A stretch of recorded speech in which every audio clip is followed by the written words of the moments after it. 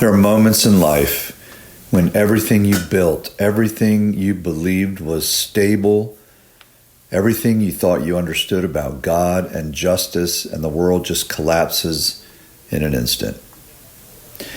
For me, several years ago, that moment came when I was charged with a crime that never even occurred. I had spent my life building, leading, serving. I believed in integrity and responsibility. I believed that if you worked hard and lived honestly, the truth would always protect you. But I was wrong. I was not wrong about integrity. I wasn't wrong about truth, but I was wrong about a system that I had believed in for a long time.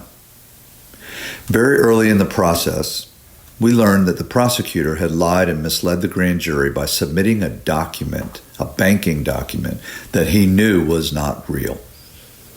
My federal public defender looked at me when I told her that the bank president was willing to testify and told me that the court would protect the prosecutor and I'd end up in jail awaiting trial. She also said words that changed everything to me. She said, "Mike, you don't understand. This was never about truth.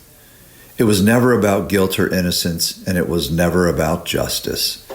You were targeted, and if you don't play the game, the prosecutor will make sure you spend a decade in prison." That was the moment I realized that it truly isn't about justice. It's about power.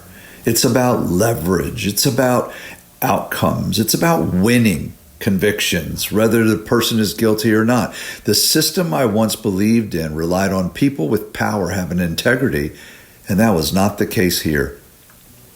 You realize how bad it is when you try to hire counsel to defend you and they tell you that they would love to take the case, but that with this particular prosecutor, he'll lie and manipulate the jury and that you'll lose, and told me to save my money and take the plea. That is not justice.